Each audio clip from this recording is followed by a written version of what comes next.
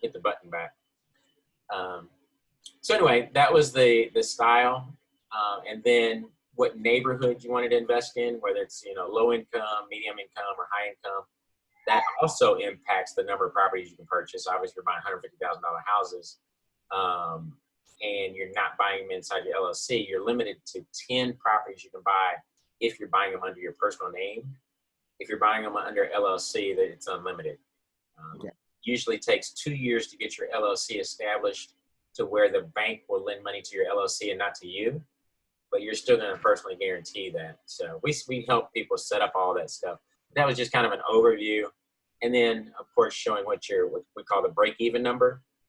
Say you're renting, you've got $3,000 worth of living expense per month to make your household run. And you've got rental properties that throw off a net $250 a month cash flow. So it's like, how many houses would you have to buy in order to break even on your cash flow? In that situation, you need 12 houses to break even. So at 12 houses is the goal.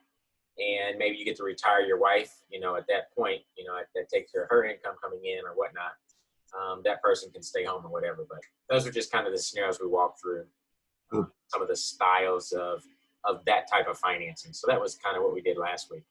Okay. This week, we're actually going to go through the boot camp, which is a 2-day recorded class that we'd have people come into the office and go through. So I'm just going to share my screen and then start playing the video.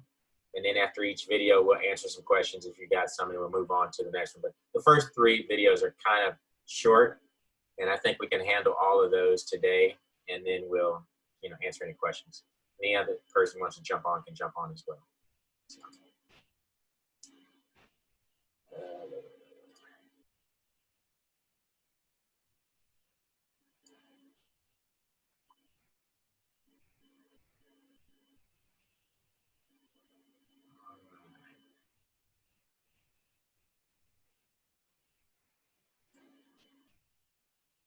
Might be longer than I thought. That was 31 minutes in itself.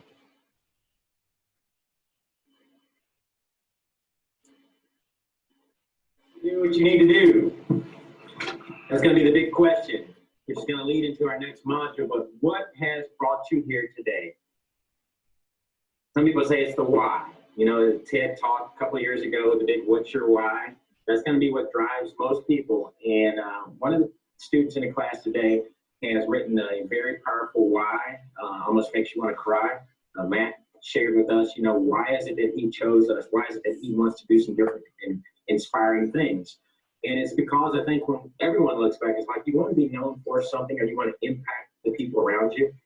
And we all have this thing called a job generally that we have to go up and we get in a repetitive motion. It's kind of a get up, try to make it to the weekend, maybe have something planned greater than going to Walmart on Friday night and a movie and a dinner, and live a life and then get up and do it all again the next day.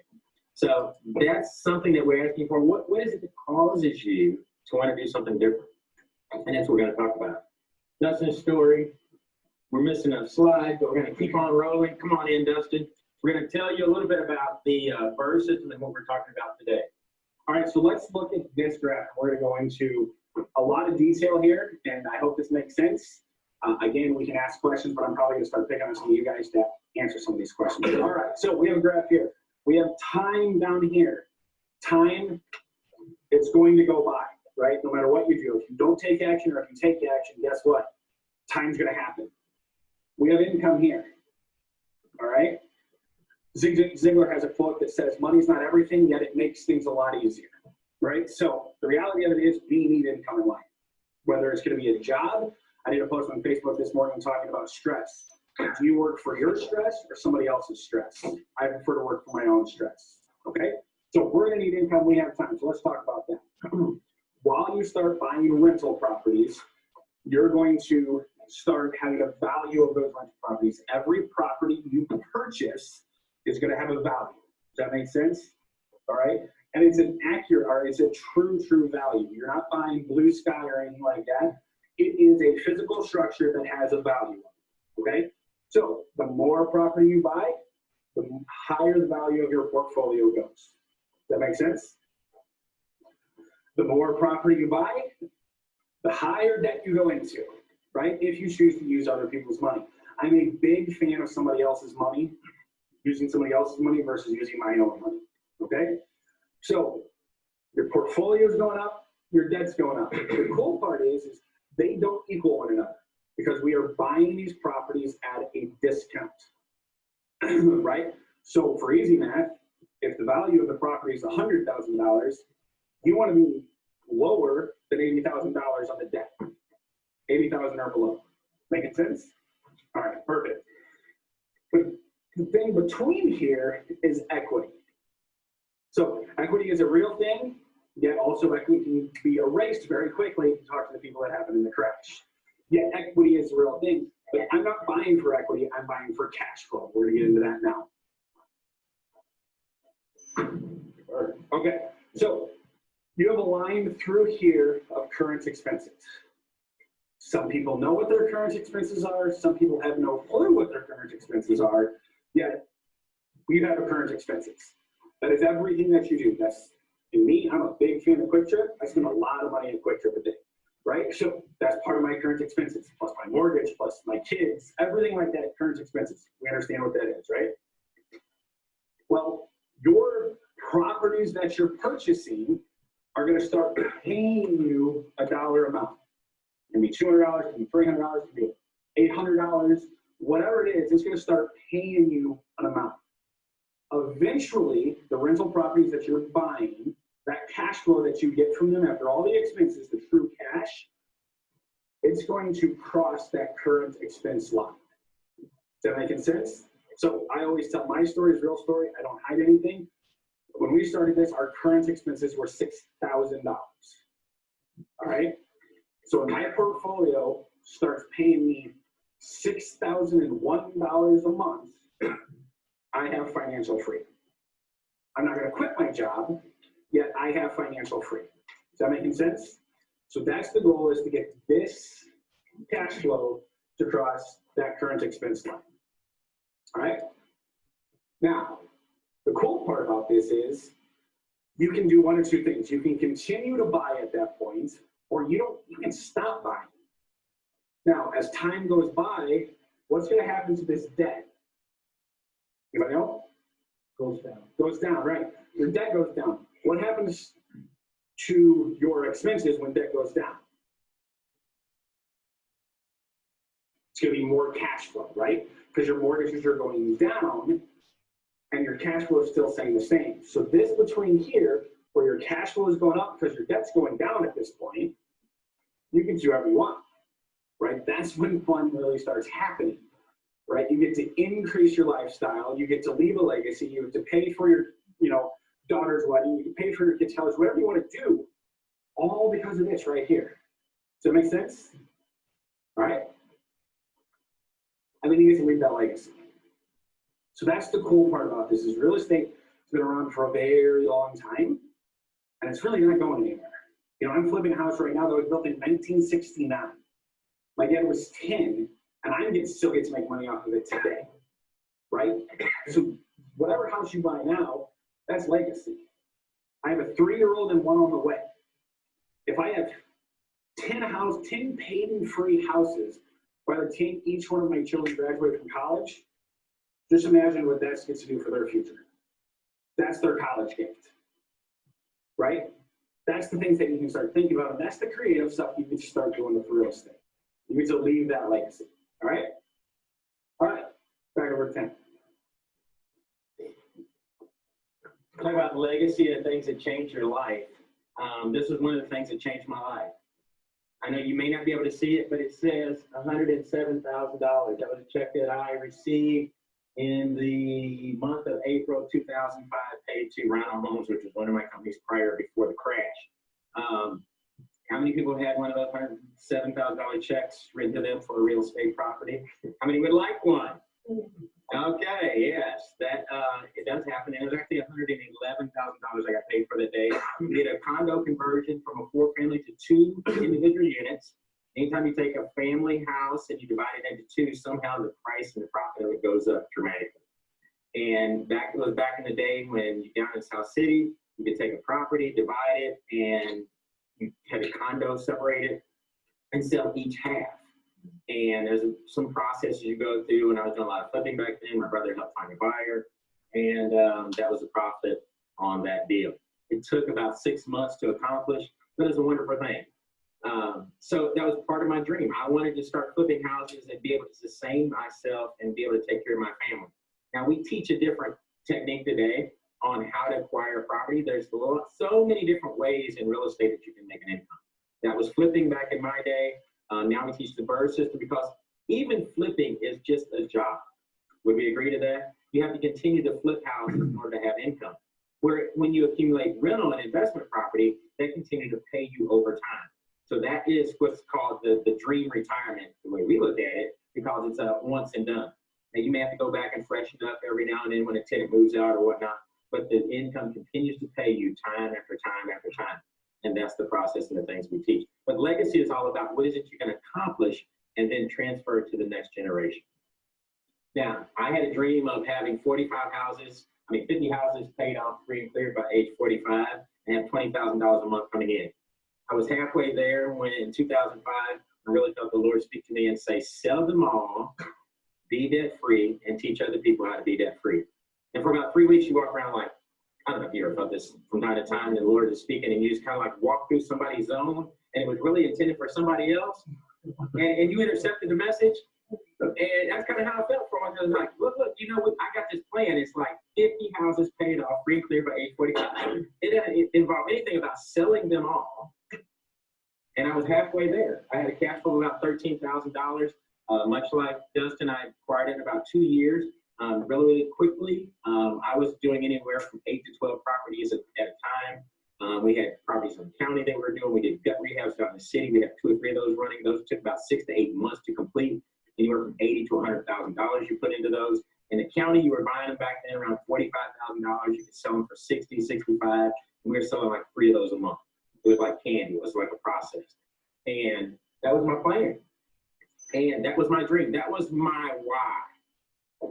Until the crash changed that. And I had to create and come up with a bigger why. Because it's more to life than just money.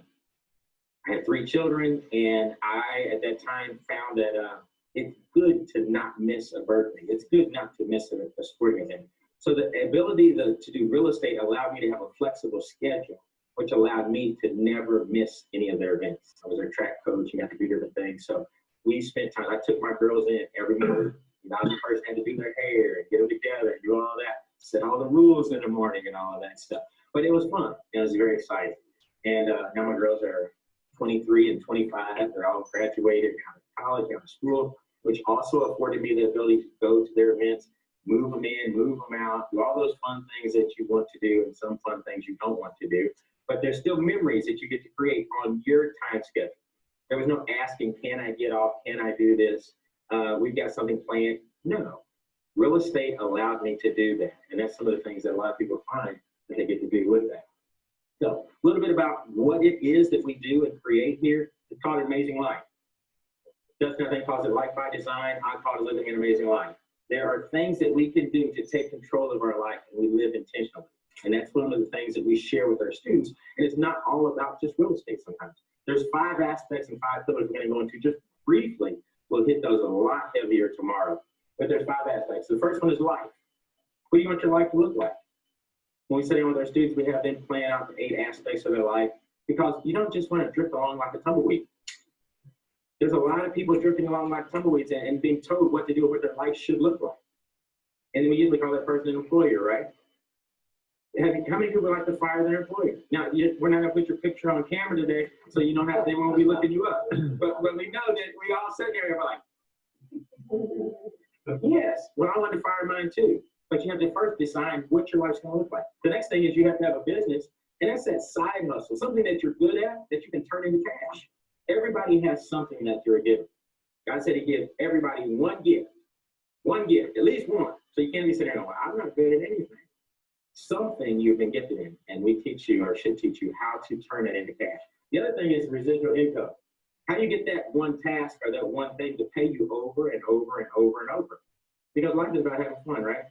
Sometimes, a little bit. And then the next thing is purpose. Most people come to that point like, what was I designed for? What was I put here on earth for? What am I supposed to do? We help you discover that. And then the fifth thing is legacy. How is it that all the things that we've done in life transfer to the community, to our kids, and to those that we find valuable? So those are the 5 aspects that we find very, very important in the life of everyone that's going to walk through this journey from beginning to end. We walk you through it. The specific aspect we're talking about today is income for life, which falls into category 3, which is how do we continue to create residual income that pays you over and over and over. Now, proper mindset. What is it going to take in order for that to happen? This is where and why I get hired so often. I know what I want, but I don't know how to get there, or I know how to get there, but I'm scared to move forward. Anybody encountered that? So there's not a shortage of information, would we agree? Anywhere on YouTube now, Facebook, anywhere on the internet, you can find and be overwhelmed with information. You can have so much information that it begins to paralyze you because you now have more information and you don't know what to do with it, what order to put it in, and all of those issues. So that's some of the challenges that we have and work with individuals here. But there's some basic questions. Time freedom. What does time freedom look like? And then there's income freedom. Those are 2 very different things. Those are the things that most people say when they sit down with us is, I want to control my day. That would be time freedom. And the other thing is, I would like to go and do and have the things that I desire.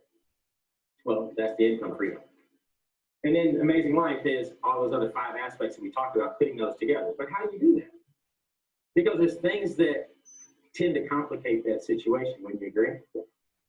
Well, for the time freedom, that's real easy. I want to control what I want to do. Well, Monday, you just get up and don't go to work. Now you have control of your time. And people say, well, Tim, that creates a problem because the bills don't stop. Okay, so now we got to back it up. We can't just quit like I quit. The bills didn't stop coming. Fortunately, I had a spouse who let me do a lot of stupid things and still continued to stay married to me. I'm a very lucky guy. Fortunate, maybe. We know she's not crazy, but maybe I was crazy. And I definitely made her nervous. But sometimes you just got to take a leap. The income freedom, the time freedom. Income is, as Justin talked about, a residual income that when it equals your expenses, gives you opportunity freedom, which says, I really don't want to go to work today. And that's when we teach people. We don't just have them jump out of their job like I did, but we set up a plan that designed, it's usually a 5 to 7 year plan that says X number of dollars, $4,000, $5,000 is what it needs to allow me to have the opportunity freedom to say, I don't think I want to go in today, or I want to choose and do the things that I do want to do, and I'll volunteer or I'll work a little, and I'll continue to do the things that bring me joy. That's what we try to design. Now, there's some beliefs and some habits that we've created over time that keeps us from doing that.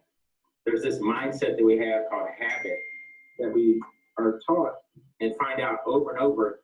When we get up in the morning, what's the first thing that most people do? Just shout them out. Shower. All the dirty people didn't say shower, so you must take a bath. Or you showered the night before. What's the next thing we do? Coffee. Come on, help me. Brush your teeth. Brush your teeth. I was hoping somebody was going to say brush your teeth because we got a lot of people talking in here. Next. So we shower, we brush our teeth. Somebody's got coffee walking around naked. So somebody gets dressed. Now, do you put your right leg in first or your left leg in first? Left leg first. I put right. So that is something. Do what? Never thought about that. Never thought about that. Somebody put underwear on before they put the pants on. Okay, so there's a process, what I'm saying is, and it becomes habit. Because now you're not even thinking about it, because every morning you get up and you just do things. That's a habit. So now the habit is created. Not only that, you get in a car and generally you drive the same way to work every day, don't you? You pass the same things and your mind becomes blind to the things that you see. So now what we try to do is introduce you to a new concept and a new idea that automatically fights against the things that are normal, right? So are we going to unpack that easily, or is it going to take a process? It definitely takes a process. So there's already beliefs and thoughts that are built into your system. And what we're trying to do right now is determine, well, what are some of those beliefs that you have? Some of them might be, I'm not worthy of income. I'm not able to make big income.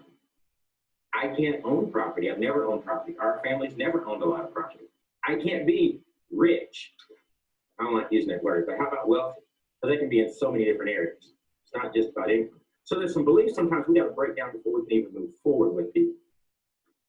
And some of those beliefs automatically will make the body violent when we try to suggest things that may be a little different. Like, let's go $50,000 in debt and buy a property. Automatically, the red flag goes up and goes, what if this doesn't work out right?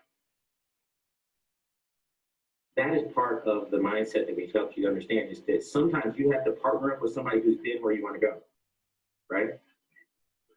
I've done about 150 or 200 rehabs. I've lost count. I don't even know. For 20 years, I've done rehabs. I can do about 6 rehabs in my head and not even record the paperwork. Now, we get past 6 projects, it's hard for me to keep that in my head. But under 6, I can do those pretty easily. I'm sure Justin, at this point now, 6 or 7 projects, you can mentally keep it. Now, it's not good to do that, but you know what needs to be done at each phase of each building. That's what we want you to do, is to share some of our confidence as we walk you through this process, because it's not our first time. And just a little side note, I'm rehabbing my parents' house right now, about 60 miles away from my house. Myself, my brother, my 84-year-old father, my 77-year-old mother. We tend to be strong, opinionated individuals. Now, this comes into some problems sometimes when we have some preset ideas, and someone has to give and someone has to share, but it's all about, where's the end project? What's the end product that we're shooting for? It's a finished rehab house. That's the same thing that you guys have. The end process is, I want to be in a position where I can retire at 5 to 7 years. We all understand that. The goal is now established. The question is, how do we get there? So now, as we take you through the uncomfortable spots, your body's going to violently respond to that. And we ask you just to share in our understanding and experience to get you there. So we're going to introduce you to things that will make you want to run away. It might even make you want to cry. I'm not going to look at anyone specifically, but I've had many students have just cried on me because I won't let them give up on their dream.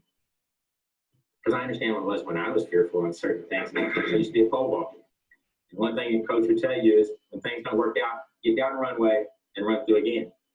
Now, I've broken 2 poles pole vaulting before. And when you break a pole, you obviously are not connected to anything, and you're just flying through the air. And you hope that you land somewhere near the pit and hopefully on the pit. One time I did land on the pit, the next one time I did not. But immediately, you've got a time and a decision to make. Am I done with this sport? Our coach says, grab another pole and get to the end of the runway. And that's your choice. Your dreams die, and you get older, and it's a woulda, coulda, shoulda. Or you do take the choice, grab the pole, and run back to the end of the runway. Guess what I did? New pole. Grab your new pole. Because you have about 35 seconds to make that decision. And you run, and you do it. So that's what I'm asking you to do. Take your fear, bottle it up, go past it, borrow our faith, and just do the things we ask you. It's a calculated risk, we understand. We don't guarantee success. We try to minimize your challenges for failure. And we do that through a process we're going to teach all this weekend. But the first thing we have to understand is, it's going to be uncomfortable for a new success pattern that you're experiencing. Here's what I say all the time. Your best thinking got you in a situation where you are. Some people say yes, and some people say no. I say, no, I made a few mistakes. But I know, but you didn't pick the worst thought out of your head to go down the road with. Your best thought was the one that you went with. And it got you exactly here. And your best thought can't get you where you want to go. Would we agree with that? So it's going to take someone's outside of your thought pattern, outside of your box, to get you where you want to go. That's just natural.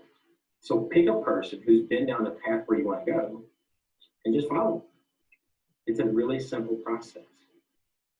So now that we've got that idea, we're going to break the pattern. We're going to establish something new. We're going to go someplace we've never been before. I'm telling you, the journey is certainly the most exciting part of the whole process. Because I'm telling you, after about 3 times, people say, what do I ever need you for? I'm telling you, they say, what do I ever need you for? I got this. And it's interesting to watch because that's the whole goal. I want to be fired as a coach. Not really. But the goal is to help you stand on your feet to duplicate the things that you need to do. We continue to work together and do the things long term with the people here in this area. But now I'm going to ask you some questions. What do you guys call freedom? Have you thought about it? What does it look like in your mind? What does freedom look like? Don't give me the little trite answer. I want some real thought about it. What does freedom look like to you? Coco, you get to go first. Don't do whatever you want to do. Do whatever you want to do. So now I'm the do whatever you want to do fairy. Poof. What would you do first? I want to go travel. I want to go travel. So where? What would be the first destination? France. France. We're going to ask you, ma'am. 5,000 allows her to live. That's not a lot of cash. 5,000. Do you think that's doable in this program we have? That's like 25 houses. That's like simple. But you know, a guy told me last week, the biggest incremental change is from 0 to 1. The hardest house you have to buy is your first one. After that, things get easy. Anybody got a different number than 5,000? Now we're talking about just get you out the job, right? Then there's just fun money. Tell me some fun money. 10,000. 10,000. Now, okay, now we're living a little bit, aren't we? Taking a trip. You got a cruise in there? Okay, all right. So not the Disney cruise, right? The ones that return to land. Not saying that Disney doesn't return to land, but you know, we had a few scary ones recently. Rob, what's your idea? I'm around the 3,000 to 4,000 right now. 3,000 to 4,000. Short term. Short term. That would allow Dawn to quit working. All right. Bring your spouse home. $3,000 to $4,000. That's a great dream. And to run our business so she could quit it and concentrate on that. Awesome. She doesn't really care for her job and who she does it for. Awesome. That's sweet. Those are things we're talking about. How we describe freedom. The key is you got to write it down. What's your spiritual vision? Now, your spiritual vision is a little step higher. That's once you're taken care of, once your family's taken care of, who are you impacting around you? What's that legacy part we talked about? You know, when we put ourselves to the back and move to the side, we'll talk a little bit more about that. Talk a little bit about that. 80% of daily walking is the proper mindset to make a decision. It's just making a decision to move forward. 20% is following the leader. Talked about that, right? There's a scary one. What's the story on that? Fear is designed to keep you exactly where you are. Why is that? Because our body always calculates what's safe. So anything new outside of a habit that we're going to have, fear jumps in. And we all know what that stands for, right? False evidence appearing real when it's not. It's just a lie. So often it's how do we untie the lies, and it's to write them down, look at them, and understand that they're not real. That's 90% of my job in the first month. Break down the fear and get you into action. So don't forget you into action. It's simple. It's so simple after we get past fear. One woman had been walking in fear since 1974. She had spent about $40,000 in coaching material and never moved forward. It took me about 30 days to figure out what it was. And it was she didn't like to fill out paperwork. Once we got her past her LLC, in 90 days, she had purchased 5 properties. She's now retired. I saw her. She's somewhere in Mexico now. She's been on multiple trips. She retired 2 years after she bought the 5 properties, and she's just living up life. Always somewhere. Always somewhere. So that was 1/3. Since 74 to 2016, I believe, she had been on this track trying to find what it was and get past fear. We identified it, moved it past that for her. Now she's living the life that she wanted. That's it. All right, 2 things I'm going to say that a little off script yet that I heard today. So I'm a big proponent of putting things in your minds, right? That's how you grow. One of the things that I heard this morning was you get out of life what you tolerate. That's it. So you're tolerating to work that job you don't want to work right now. You're tolerating where you want to be. Because until you stop tolerating that, that's when things are going to change.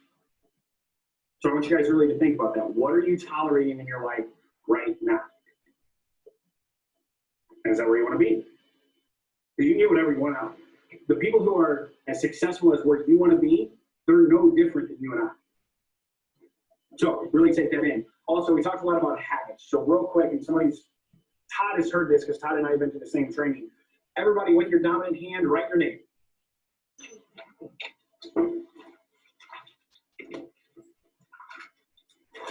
It's the easy part.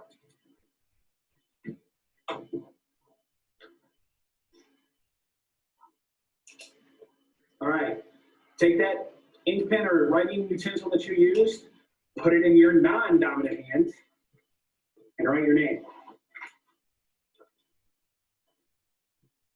So fun watching this. People are struggling.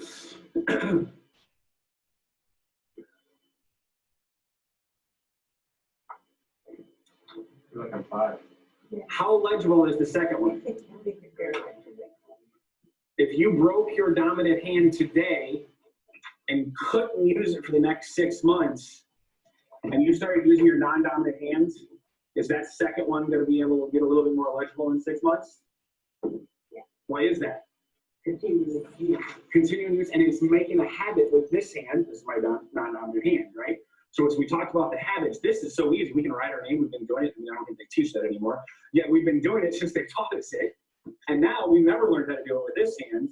So again, it's just a new habit we have to learn. There's nothing special about it. It's just a new habit we have to learn.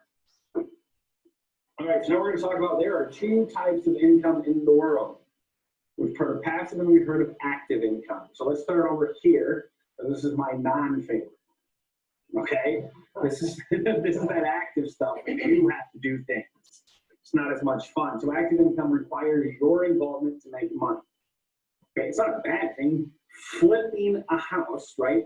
Who's watching HGTV? We know what flipping a house is. That is very active income. But if I stop flipping that house, no money's going to come in, right? So that's active income. It takes time and effort. And it's going to limit what you can do in your free time. I saw something yesterday that said the only way to become wealthy is to start making money while you sleep. Because even if you get paid $1,000 an hour, there's only a certain amount of hours that you can make money, right? So I thought that was interesting. So let's go to passive income. It's my favorite. It doesn't require you to be involved. It allows you to sit back and relax, and I'm very good at that. I'm very good at relaxing. It also allows you to travel and just do what you want in your free time. I love traveling. I love being able to do what I do in my free time. That's why I chose this career, right?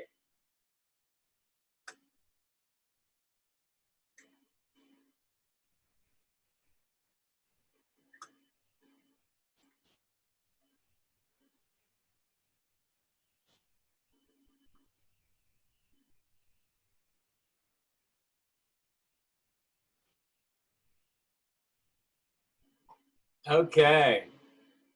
I'm going to stop that for now and change that. Ask you a few questions before we continue on if we choose to move forward, but I want to honor our time, keep around an hour. Tell me your biggest takeaways from that or questions you may have had that popped into your head when you were watching. I think probably the thing that didn't surprise me, it just kind of gave a little bit, you know, well, I don't even know what words I'm trying to say right now.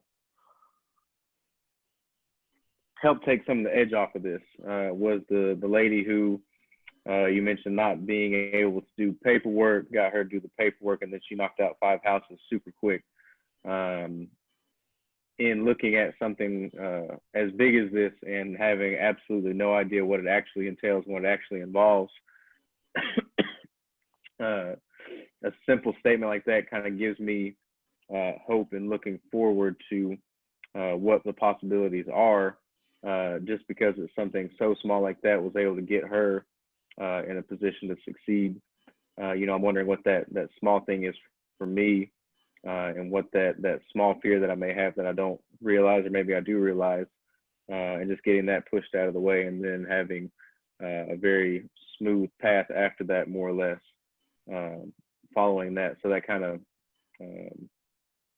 like I said, it kind of took the edge off of everything we've been talking about, and gave me a clear picture forward that, I may not know what it looks like now, but as we get more, into this and a little bit deeper into this material, it will start to shrink for me. So that was encouraging to hear.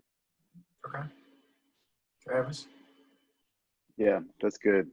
I like how you talked about just the body's response to fear, and it seems like you're very self-aware of what everybody is thinking when they first start this session. It's all fear, probably masked as some kind of like side eyes. It's like, how should I trust you? Why should I trust you? And so that was what was going through my mind, and I think you did a great job of addressing that. And I specifically I wrote down, take your fear, bottle it up, move past it. Your best thinking is what got you here into this moment, and so there's no reason to believe why my best thinking wouldn't get me through kind of whatever has thrown my way. On a spiritual note, I often experience a lot of fear and anxiety, I think, just in general, and I feel like the Lord is constantly reminding me, think back to one moment in your life where I didn't come through for you eventually. Think back to one moment in your life where I wasn't fully there and fully present after you got over your little, anxious period. And I can't think of one. So I feel like you were addressing that through that, and it was encouraging. One thing that you don't get through this process is that anytime that anyone is about to start a new program with me, the very first thing that I do, if you're married, is to have you and your spouse come into my office. And it's a 2-hour presentation. The first hour is all about you. Why is it that you want to invest in your life and do real estate? Why do you think this is the answer to what you're looking to do? What makes it sexy? What are your fears? All this. And I'm talking to you for this period of time. I'm really picking your brain to see where your fear lies, how comfortable you and your spouse are together. Are you on board? Are you off board? I'm looking at your face to make sure that where I'm hearing where there's separation, where you're together. And then the second hour, I'm sharing with you my stories, and I'm walking you through a picture book. The $100,000 check is in there. My business is in there. My real estate rentals are in there, so that I can begin to give you understanding. You're not just signing up and you hope this works out. No, I'm trying to give you an understanding that I'm confident that I can walk you through this process, but I want you to be confident that I'm going to walk you through this process. This isn't my first rodeo. Like I said, I've done about 200 rehabs, and I understand that in that person's mind goes, yeah, but I could be the very first time that this all falls apart. And I go, I understand it, but probably not. So the whole basis is to make sure that we're both comfortable with one another. Do I want to take you on as a student, and then am I a good coach and a good fit for you? Plus, is husband and wife together? Because I've seen where they're not pulling in the same direction, it's not going to work. And I don't work unless we're all in agreement. So that's what you didn't see or outside of the boot camp. But in the boot camp is usually after that event. Now I'm trying to really increase your trust in the process and in me, because the fear is still going to be there. I'm still trying to determine sometime what is your biggest fear. Once I identify that, we get past it. The process is simple. It's not easy, but it's simple. We're going to buy a house, we're going to fix it up, we're going to put a tenant in it, or we're going to sell it, and we're going to get a check. It's not, it doesn't change any more than that. So the biggest thing is me identifying what is it that makes you feel apprehensive about moving forward.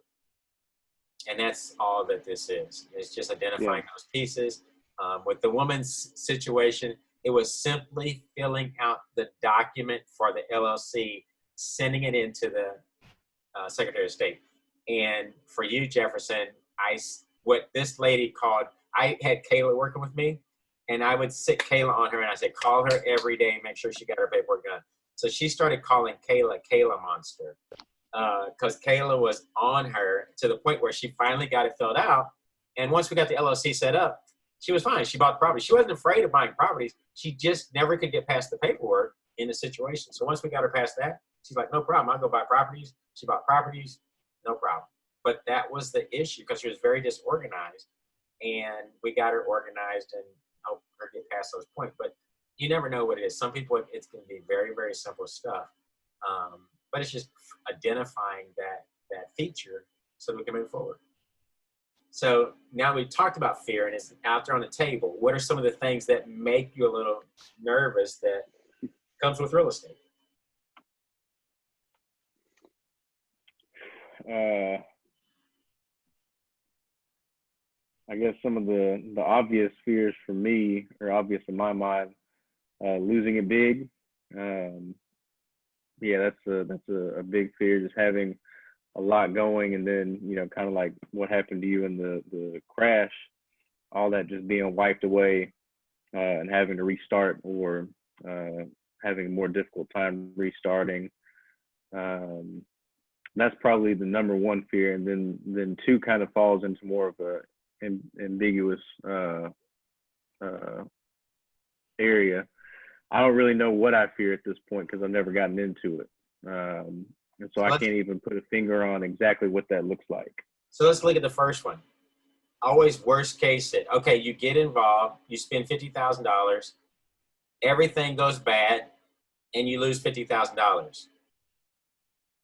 Do you still get up the next day? Yep. What changes? You know, it's kind of like going back to, Travis saying, has he always walked with me? So you've experienced something, whatever that something is at your worst experience. What happened the next day? One of the guys in our group, he says they can't take my birthday away. So he says, it's bad, but you can't take my birthday away. So it's like, it could be bad, but it's not the worst case. And you wake up the next day and you just have to figure out what's going to go on. It's kind of like when the tree fell on my house, and one of my students was like, what are you going to do? Because I didn't have insurance. Or the insurance company said that we're not going to pay for it.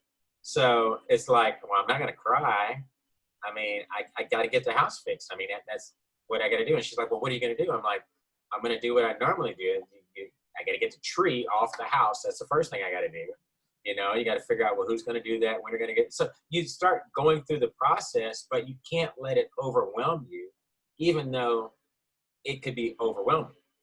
You're only going to take one step at a time. But the good thing is that generally when you walk with somebody that's been through that process, you don't have to come up with all the answers yourself. That's the thing. Sure. You're not walking through this alone. So that's the biggest issue. Travis, what's the big one that jumps out at you? Big fear. I've got two pretty distinct ones I'm writing down. My first one, I'm in a rare category of people that really enjoys my job. That's good. So not that I really love my profession. I love my organization, and I don't want to work to a point to where I am only working for myself. I think I'm always interested in this kind of model of having some hand in working for a large organization, but then also having some passive income and side hustles, which is where I'm at now with DJing. So yeah, that's mine. Is I really love my job, and I don't have much of a margin of time where I'm at right now. I'm working two jobs essentially, and trying to stay in somewhat shape and utilize these things right here behind me and my golf clubs, and also spend a lot of time with my family and my girls. Second one, the thought of I'm a peacemaker. If you study the Enneagram at all, I am hard in number 9, which I think Kayla mentioned when she was over at our house, something about you guys talking about like some of your daughters got really into the Enneagram at some point. She's the queen. I had to go to the number and say, well, who's this person? Because once she tells me who's a person, who's a 9, or who's this, and I can picture that person, I go, okay, I know. Yeah. I'm a peacemaker, and the thought of evicting somebody, especially right now when just so many people that are struggling, and it would be really hard for me to do that. Jefferson and I talked about this a little bit, but you find the right tenant to get in there, and that would make me feel much better. I feel like we know enough people. I know enough people where I could get solid tenants in there. The thought of having to evict someone terrifies me. That's good to know. And for those type of people, we say that you would definitely want to have a property manager in place, and not you, because that happens. It happens. I mean, the thing that helps you understand that is there's rules that we go by, and generally you're married to a spouse who's not a peacemaker, and she's going to help you make that decision like, baby, it's either them or us, because we got to make this mortgage payment this month, so they got to go. So they'll help you along with that decision, but I understand what you're saying is that you wouldn't have the heart or want to, because you would feel like you're doing something to them, but really you're executing something that they've made a choice that impacts their life. They chose not to pay you, which was an obligation they made to you with a legal contract, and now you're executing the consequences of that. It's kind of like God saying, yeah, you just go and do whatever you want. There's no such thing as sin, but I just love you anyway. And that's sometimes the gospel that is preached that is not true. There's consequences that come with our choices, and we have to pay for those consequences. It's not all just love and bubblegum, it's like there are consequences that come with that. And I understand what you're saying though, but it's great that you identify your nature. That's why we try to help you. What's the counterbalance to that, so that you don't have to come up against that hard feeling? Because I know it's kind of like when I had to fire my very first person when I was, supervisor for Aldi Food, and my supervisor made it real easy for me. He's like, well, it's either them or you. Aldi was pretty cut and dry. It's like, well, I got that. So I got real sick that night. I got a stomach ache, and it was like, man, I tell my wife I got to fire this person tomorrow, and I didn't feel good about it. But I also didn't want to lose my job. So it's like, well, you figure out how to get it done. And then after that, it doesn't get easier. It's just that you understand I didn't cause this. I'm executing it, and I don't like it. But that's some of the responsibility I have with that. So I understand that. That's good to know yourself, because a lot of people get into it and then realize, hey, I can't do that. But if you know that up front, you put those things in place, especially when it's not going to be your mainstay of income. If this is something that you're doing, you also have the option of taking more time than most, really, really getting a good tenant, so that the likelihood of that happening is totally reduced. And that's a great thing to know. But those are just kind of things that we look at. It's like, okay, great, that's good to know. My dad is like that. I mean, he had rental property. Yeah, he bought every story. He let him go. And mom was like, where's the check? Where is rent? And dad was like, oh, they're going to pay next month. And she's like, no, Howard, go down there, get the check. So you just got to know how that works. But, or it's just a different line. You don't do real estate. You don't do rentals, or you do something else. You lend money. You don't even have rental properties. There's lots of different things you can do in real estate that generates income. So those are just options. Yeah, I'll say it this way. My average income and revenue per DJ gig would not be the same, as high as it is, if it were not for my wife. So I will say she's pretty similar. You're doing what? For how much? So, yeah. Yeah, that's why we have them. Yep. Generally make us better than who we were before without them. And if they're not pushing you and making you uncomfortable, something's not right. They don't do it all the time, but a good majority of the time, they're gonna make you better people. So, right. And we do the same to them. Yeah. They'll whine, but tell them that's what we're supposed to do. We're supposed to rub you the wrong way. Right. Okay, I think that's about all we can get in for tonight.